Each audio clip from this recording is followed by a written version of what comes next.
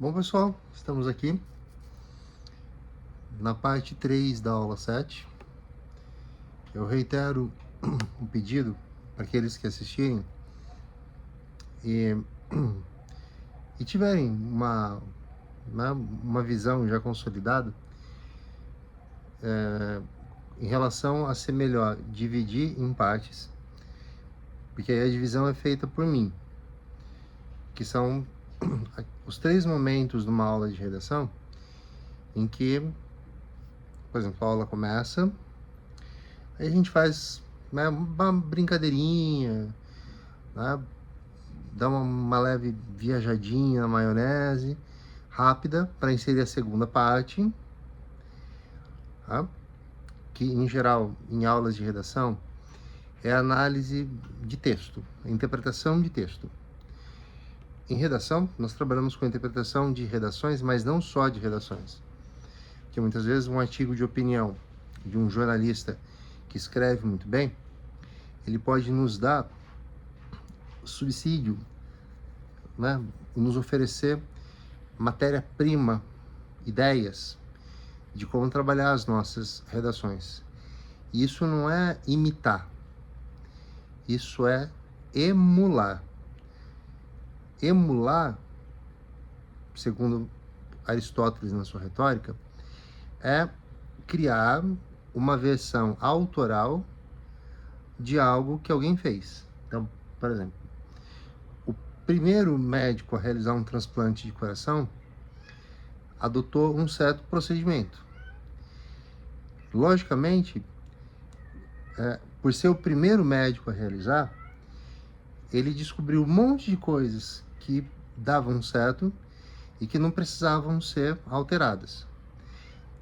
Muito provavelmente sentiu dificuldades que podem ter se refletido na saúde do paciente ou até mesmo terem surgido na reflexão quanto a poder fazer aquilo de uma forma mais eficaz.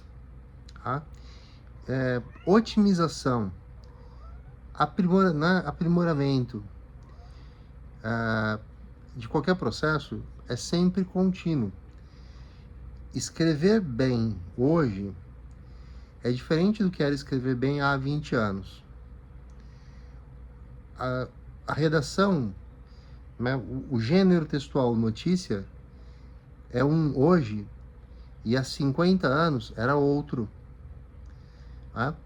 Os gêneros textuais também vão evoluindo, como se fossem cada qual uma espécie, né, dentro de um filo, ok? Bom, a terceira parte, que é essa que a gente começa, é inteira dedicada ao tema. Alguns alunos, né, questionam se não valeria a pena já ir com os 2 pés no peito do tema. E eu justifico por que não, embora, por não ser senhor de verdade alguma, esteja aberto ao debate quanto a isso.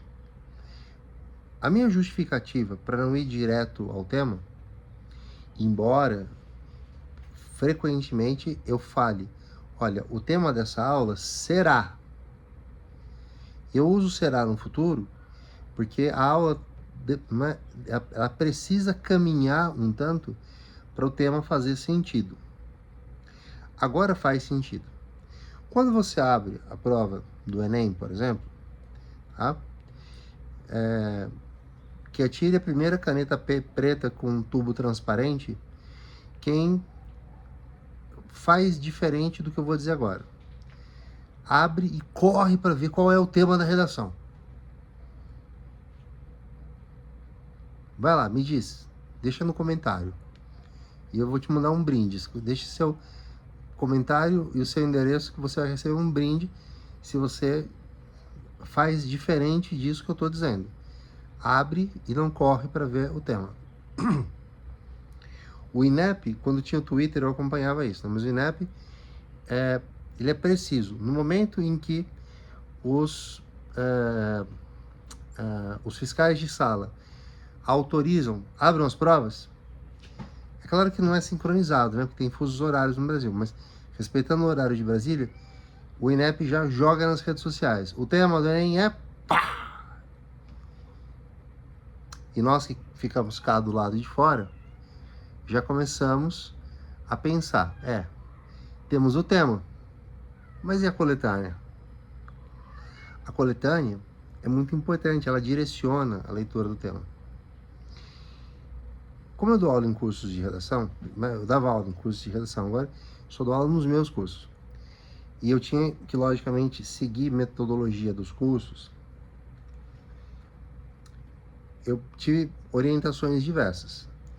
Aquelas que me pareciam tolices, eu ignorava. Agora, algumas que eram estruturais para o método que alguém criou e me contratou para aplicar, tá? Honestidade para mim é fundamental, ética é fundamental. Então, eu tive a oportunidade, muitas vezes, de olhar uma metodologia e perceber que era absolutamente incompatível com a minha visão de redação e continha, inclusive, problemas de natureza pedagógica. Mas o meu papel não era enganar quem me contratava, dar aula do meu jeito, até que eu fosse descoberto e, eventualmente, dispensado. Não. Gatos, gente. É um gatinho demente. Gatsby. Ele é bem velhinho. Enfim. Então, eu justifico que o tema é fundamental em relação a algumas experiências profissionais que eu tive, que orientavam o seguinte: sempre diga ao aluno para não usar nada dos dados da coletânea. Por que alguns métodos ou alguns professores adotam essa medida? Porque eles nivelam por baixo, entendendo que muitos alunos, no nervosismo, por não entenderem o tema, vão fazer uma miscelânea, pegando pedaços da coletânea e fazendo aquilo que a gente chama de paráfrase. Por exemplo, se eu te conto uma história e você vai contar essa história para um amigo, você dá uma distorcidinha nela, né? Tem até uma brincadeira chamada telefone sem fio. Telefone sem fio, tá? Então, eu quero te dizer, e eu falo, a gente fala de lugar de fala hoje em dia, né? O lugar de fala que eu ocupo é um lugar de fala condizente com a minha idade, com a minha história como professor e avaliador. A coletânea é fundamental. Quando eu trabalhei na correção da Unicamp, lá a Conveste é absolutamente rigorosa quanto à necessidade de o aluno demonstrar sua capacidade. Esse é o Tião. Tião, dá um oi para nossa criançada. Então, era fundamental que usasse dados da coletânea interpretando-os. Por exemplo, se eu ponho em discussão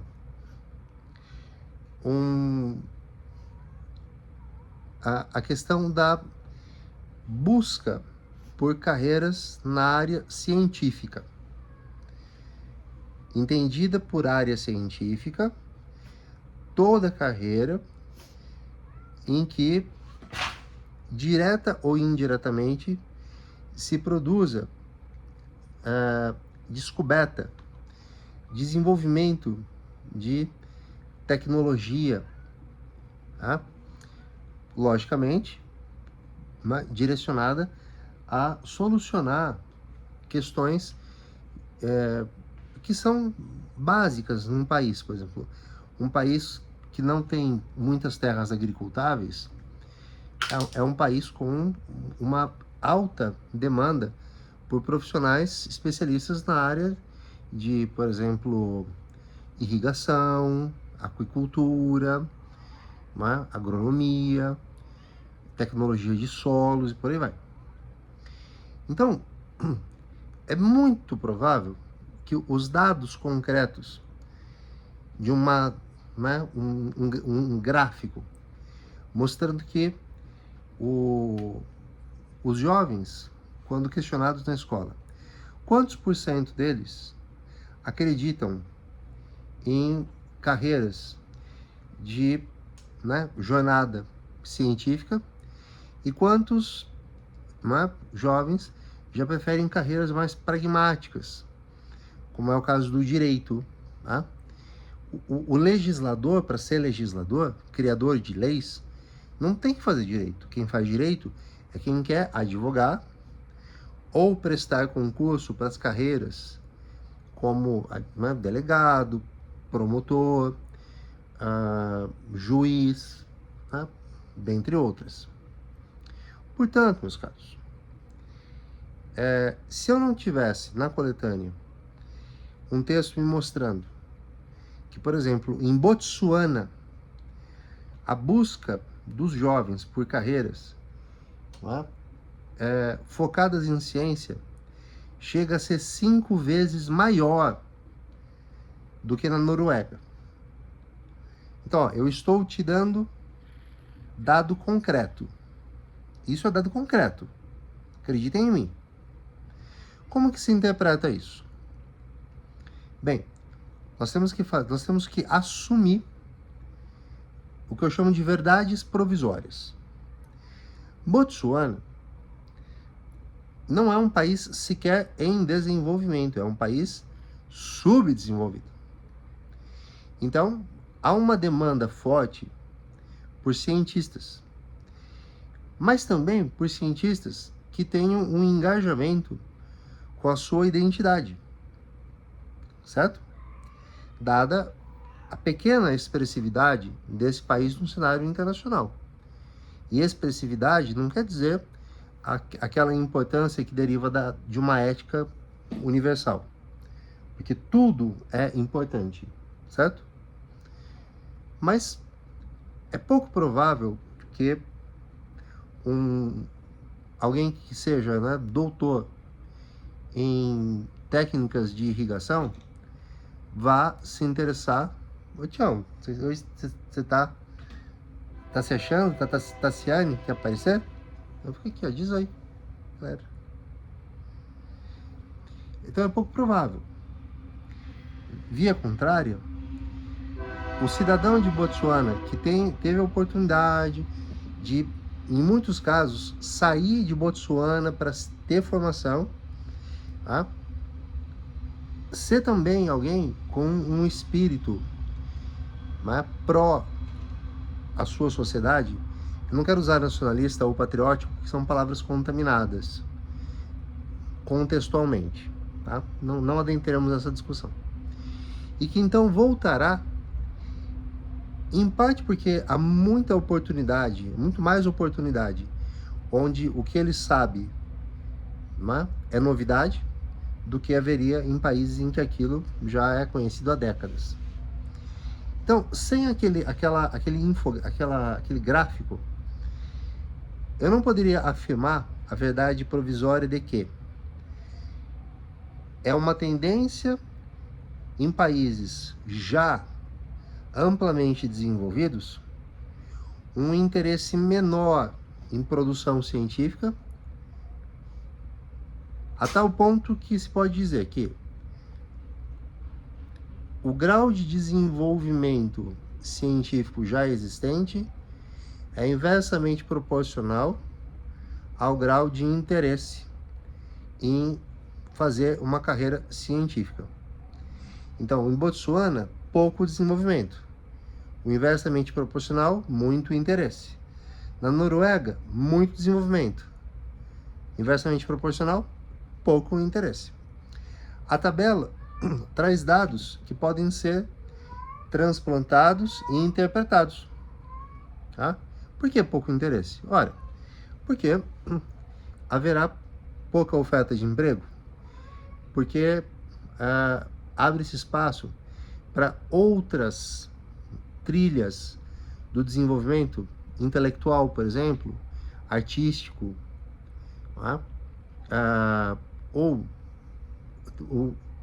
carreiras que envolvam viver fora da Noruega, que foi o exemplo que eu usei. Bem, entendido isso, eu vou pressupor que nas próximas aulas, quem assistir a 8, a 9, a 10 vai ter visto essa, não vou precisar repetir o que eu falei agora. Então vamos lá.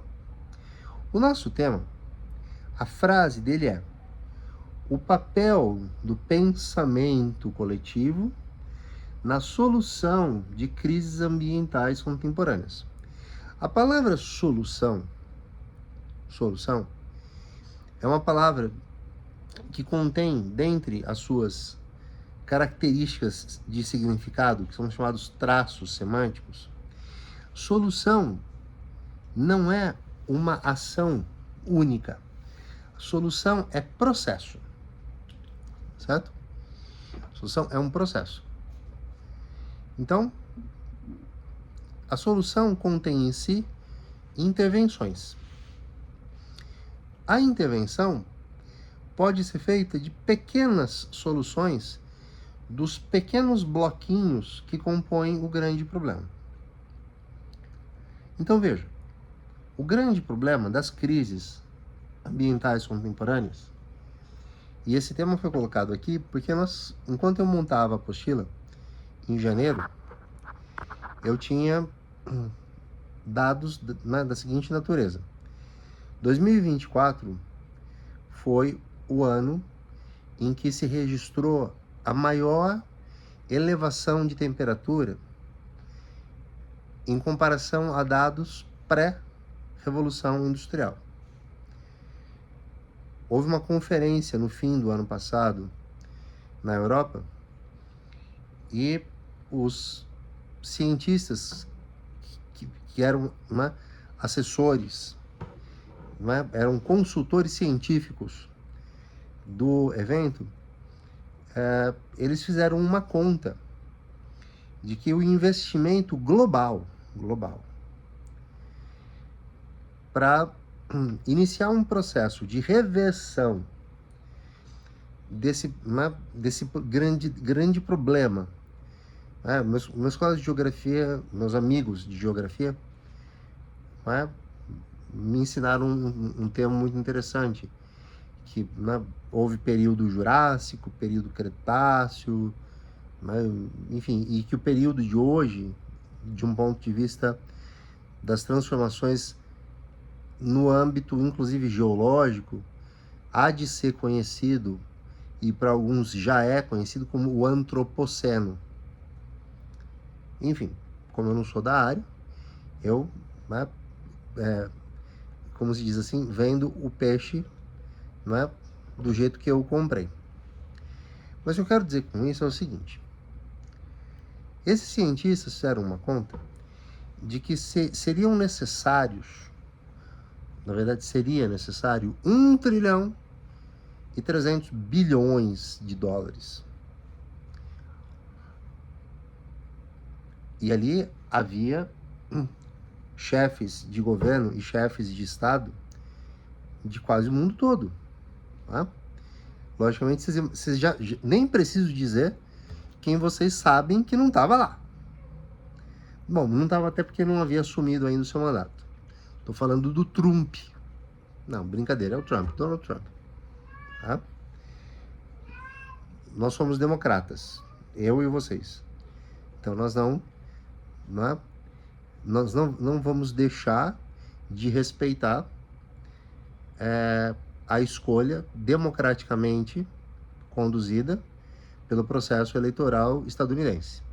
Eles escolheram, tiveram as razões deles, como nós temos as nossas, podemos estar certos ou errados, e eu só posso dizer que está errado quem exerce essa prerrogativa tão importante, que é a prerrogativa do voto, sem dar a ela a devida atenção. O que é a devida atenção? Entender o que está fazendo, conhecer projetos, avaliar bem o perfil, porque nós não compramos uma parte só, né? O nosso voto é como comprar um sonho de 4 anos. tá? E a gente tem que tomar cuidado para que esse sonho não venha com um pedaço mofado, né? Agora, a depender da situação, a gente aceita o sonho até meio mordido, mas conscientes disso, tá? O povo norte-americano convive há mais tempo com uma democracia estável. E mesmo assim, são um pouco influenciáveis por técnicas de mídia de massa. Mas teremos tempo de falar disso adiante. Então, a gente tem aqui, se você tiver, né, imprimido, estranho, né, imprimido, né, foi impresso, está impresso, havia imprimido, tinha imprimido. Regras do uso do particípio. Teremos conversinhas gramaticais ao longo da nossa jornada, tá? Pois bem. Então, se você imprimiu, pega lá seu lápis, sua caneta, e você vai fazer 3 marcações. A primeira, você vai fazer um retângulozinho em torno de o papel do pensamento crítico. Porque o papel do pensamento crítico, se a gente discutir isso bem agora, tá? Essa discussão está gravada. Então, futuramente eu posso dizer, ó, papel do pensamento crítico. Para eu não gastar o seu tempo nem o meu, você vai lá no canal, volta na aula do 7/3 e o papel do pensamento crítico vai estar lá. Então vamos discutir isso bem, aí eu paro e faço outro vídeo. Papel de pensamento crítico funciona da seguinte maneira. O pensamento crítico pode estar totalmente refém de intelectuais que pertencem a uma camada aristocratizada que não tem muito interesse em que o pensamento crítico se infiltre, né, na pirâmide social e chegue às camadas mais baixas. É senso comum, e aí eu deixo a dica para você ver o videozinho sobre senso comum que eu postei. É senso comum dizer que os políticos não querem que a população tenha acesso à educação, porque senão eles vão saber votar e nós políticos vamos nos dar mal. Tá ok? Não, não é. Não é verdade isso. Que alguns indivíduos, por absoluto despreparo, tá, como cidadão, pensem dessa forma, eu não duvido. Mas eu gosto de dizer as razões pelas quais eu faço as minhas afirmações. A classe política, se fosse toda ela, formada por canalhas, como a gente acredita, nós já teríamos sucumbido enquanto democracia. Então é preciso usar o princípio da navalha ou da espada de Occam. Escreve Occam, que é um princípio de lógica. Se você, como eu estou aqui no 5º andar de um prédio no meu condomínio. Carros e motos eu os ouço o dia todo. Aliás, passou um trem aqui. Outro dia, assistindo a um vídeo meu, eu falei, gente, né, tá passando o trem. Mas não, porque eu tava ouvindo lá na televisão e eu olhava pela janela, não via o trem e tinha o som. Agora, eu nunca ouvi barulho de cascos, ferraduras, né, batendo contra o asfalto. Tô aqui dando aula para vocês e vem aquele barulhão, né, de... Se alguém fizer figurinha disso, a gente vai ter um problema, tá? Bom, eis que tô aqui dando aula para vocês. Pergunto, meus caros, vocês ouviram esse barulho de cascos? Vamos imaginar uma aula transmitida ao vivo, tá? Aí alguém comenta, eu ouvi, eu também. O que será que é? Porque vaca não galopa, boi também não. Será que são cavalos? Eu não tô vendo, não posso afirmar. Então, o que mais pode ser? Alguém fala, pessoal, pode ser unicórnios, né? Penso eu, não tô olhando. Vai que Jesus voltará. A gente não sabe, né? Vai que unicórnios existem. Mas eu não faria opção por unicórnios, porque me parece mais lógico que sejam cavalos. Concordam comigo? Acompanhando o raciocínio? Então, pelo mesmo princípio da navalha de Ockham, é de se afirmar que são exceções, embora numerosas, mas ainda assim exceções, as figuras que operam na sombra, na escuridão e agem mal. E que existem pessoas talvez despreparadas, porém éticas, que estão lá. Certo? Então, o pensamento crítico interessa à classe política, porque ela permite que se expanda a intelectualidade e a atividade econômica se diversifique. Eu vou fazer uma pergunta e vou dar 1 minuto para responder. A pergunta é a seguinte: qual é o setor econômico que corresponde a quase 70% da economia? É a exportação de minérios? É o agronegócio? É a indústria? É o setor de serviços? São os patrimônios intelectuais, como produções de cultura, arte como um todo, literatura, teatro, cinema? Pensem aí, daqui 1 minuto eu respondo. Bem, então, quando se promove investimento em educação, se cria um ambiente mais saudável para o exercício da democracia. Só que esse tipo de investimento é de longo prazo. O resultado obtido com ele demora a aparecer. Então, muitas vezes, pensando em reeleição, e isso é lícito porque é um direito de um deputado ou de um senador se reeleger indefinidamente. É moral, é um ato com uma moral positiva, usar as suas verbas complementares para ações que sejam apenas de curto prazo? Não, não é. Não é.